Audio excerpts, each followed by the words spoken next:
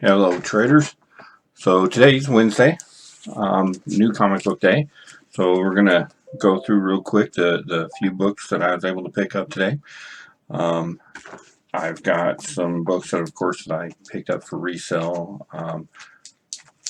for customers and also for the personal collection. It was kind of a light week this week. Not a whole lot to really write home about, but there's a couple standouts, obviously. We're going to start with the Marvel books. Got this as a last minute edition. Um, the Immortal Hulk Zero. Beautiful cover on that one. I don't read the Immortal Hulk. I just really like the cover, and I've got a lot of these books, so I'm probably going to dive into that at some point and kind of see where that's going to take me. So, Immortal Hulk Zero. Next, we have a new Spider family title. Really excited about this one. So this is going to be a new jumping on point, obviously. The Amazing Spider-Man, Sins of Norman Osborn.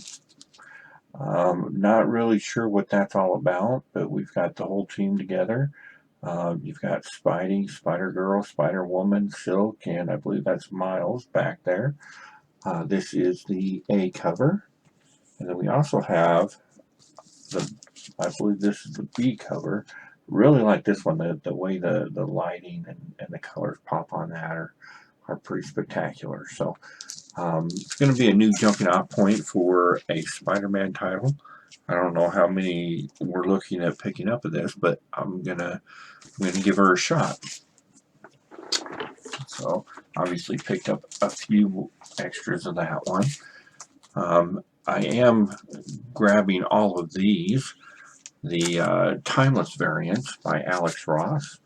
This is, of course, Storm. I'm not even sure what book this is. Giant Size X-Men. Storm. So, Storm cover. Really like that one.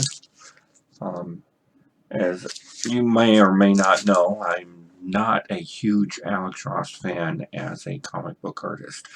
I love his work and I can see it and I know it's spectacular.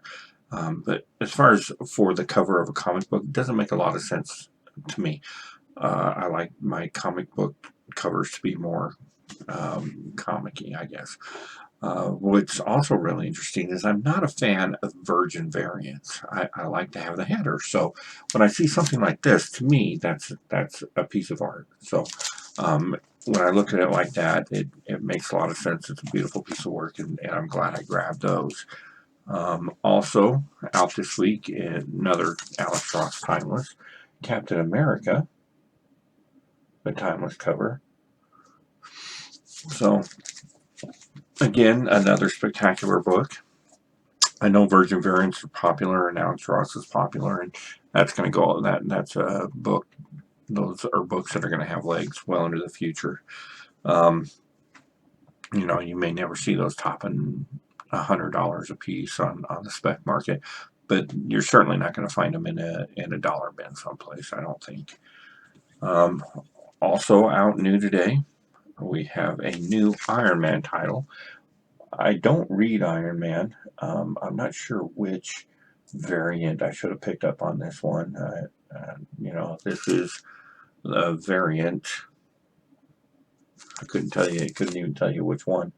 I just grabbed one just in case there's going to be something really cool on it, and it might be something that I want to read in the future. So this week, the big book this week from Marvel, Donny Cates, Thor #7. So I got a few covers on that one. Thor has been a fantastic title. I've been on this since issue #1. My issue #1, I got the Comic Tom exclusive. So this is Thor #1. I got the A cover. I believe this is a B cover. And the 1 in 25 dealer incentive. This is the hot book this week. It seems like the past few weeks, and I've had this discussion with a couple other collectors, the past few weeks, there's always been one or two books that out the gate are coming in at $25, $30 in the spec market. This happens to be one of those. So this cover 1 in 25 variant, I believe when I looked it up, was averaging right around that $30 range on eBay in the sold auctions. So we'll see how that one pans out. I'm probably going to keep grabbing these hot Thor covers up till about issue 10.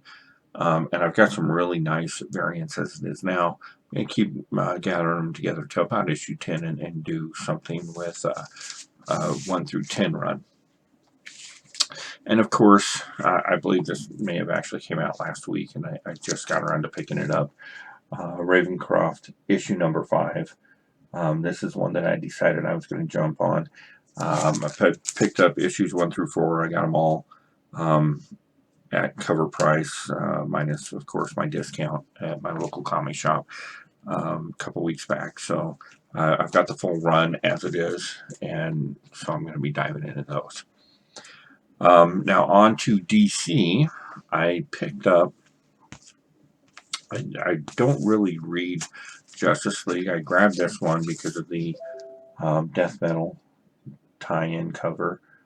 I really like the Justice League Dark imagery and the work they've done with those characters. So I got the A cover, I've got the B cover, trade dress, and this is what I'm referring to with the Virgin versus, like, I really like this artwork, and you see at the top you still have the DC logo and the Justice League logo. So I'm a big fan of DC B cover trade dress variants.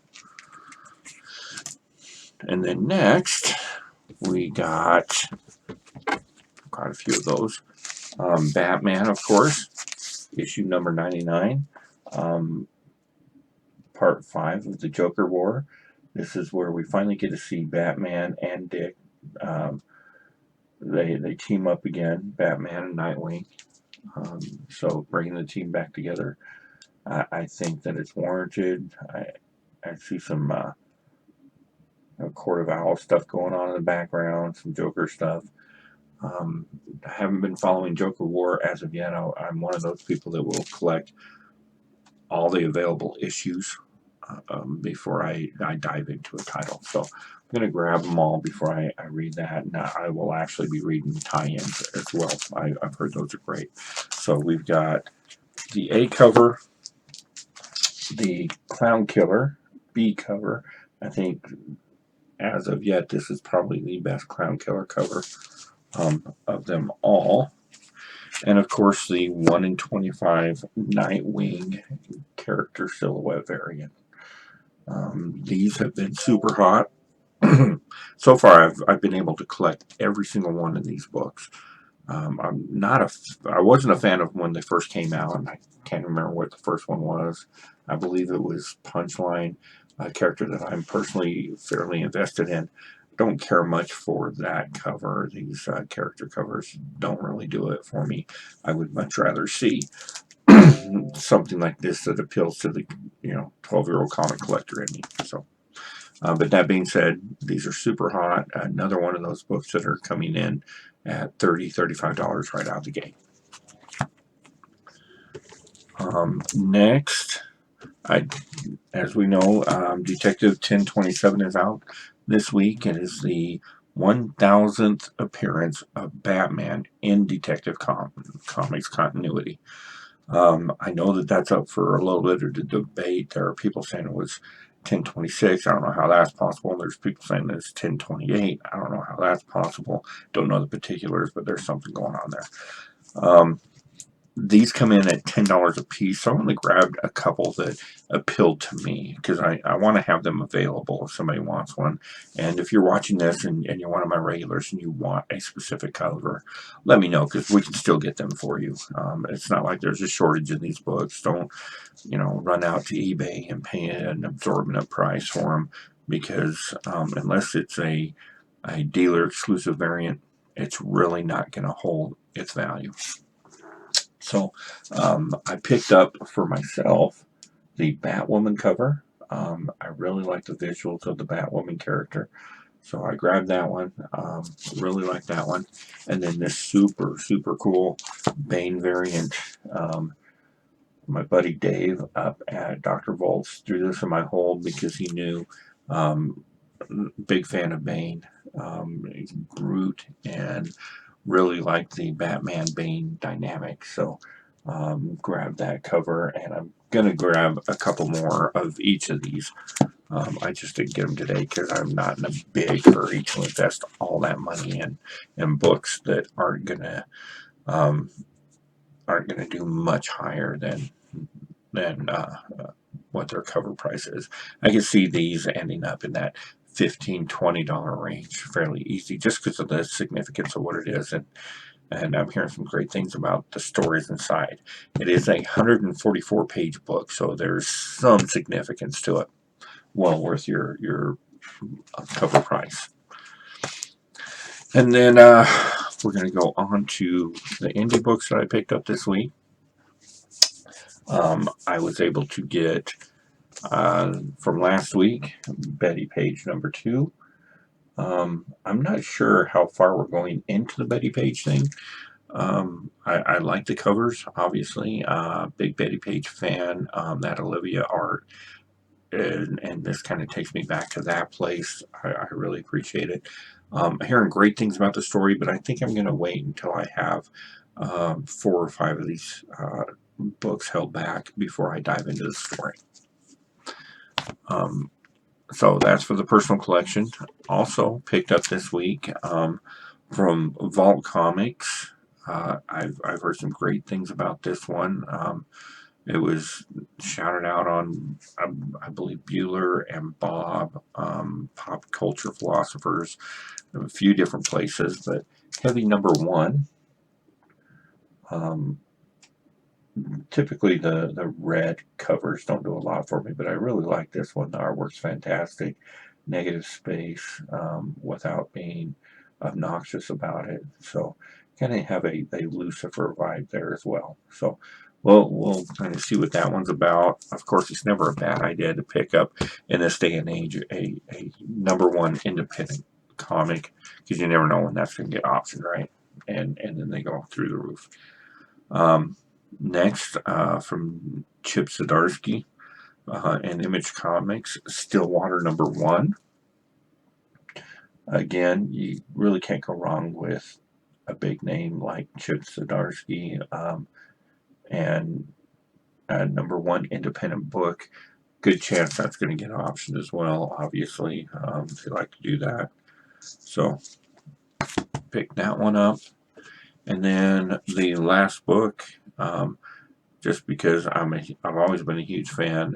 Dark Horses throwing this one out there. We got issue #1, Cyberpunk 2077.